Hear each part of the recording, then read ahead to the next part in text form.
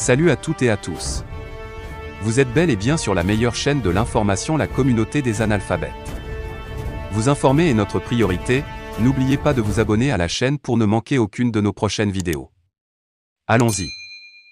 Salut les amis, salut tout le monde et bienvenue encore une fois de plus sur votre chaîne préférée, la communauté des analphabètes. Aujourd'hui, nous allons encore faire un petit tour au niveau du Mali pour vous présenter une tentative de coup d'État qui a lieu aujourd'hui sur le sol bamakois. En effet, deux caporaux de la garde nationale mis aux arrêts.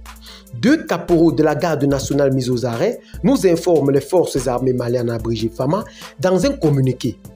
Il leur est reproché, entre autres, d'avoir tenté de poser un acte odieux et inacceptable. Mais ça, c'est la source que donne actuellement le gouvernement bamakois pour calmer les tensions qui ne cessent de monter sur le sol malien en ce moment.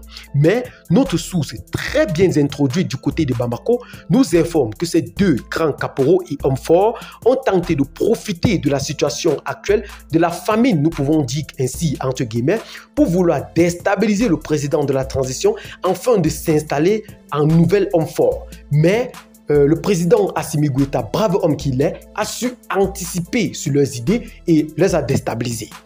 Cette action a eu lieu à Darou, dans le cercle de Kéniéba.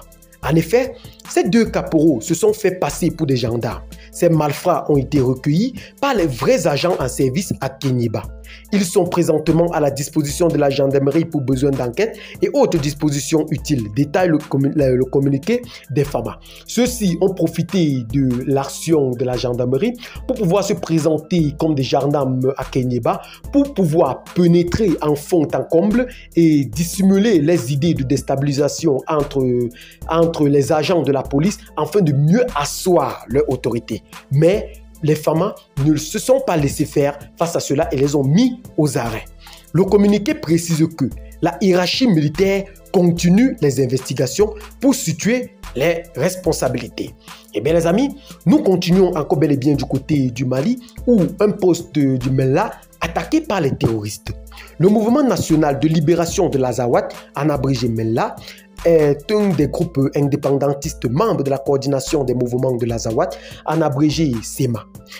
Un poste de sécurité du mouvement national de libération de l'Azawad, Mella, membre de la coordination des mouvements de l'Azawad, SEMA, a été la cible d'une attaque terroriste ce vendredi à Talatate, dans le cercle d'Ansongo, au nord du Mali, a indiqué samedi la coordination des mouvements de l'Azawad, SEMA, dans un communiqué affirmant que des morts et des blessés, dont une femme, ont été enregistrés de part et d'autre.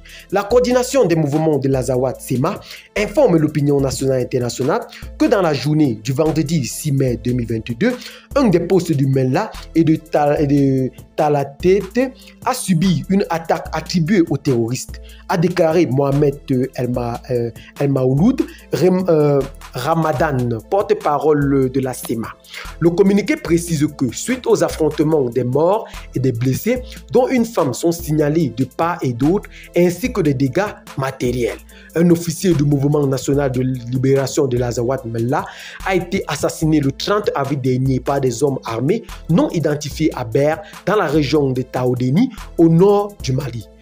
En janvier 2012, le mouvement national de libération de l'Azawad Mella a déclaré la guerre à l'État malien et proclamé l'indépendance de l'Azawad le 6 avril 2012.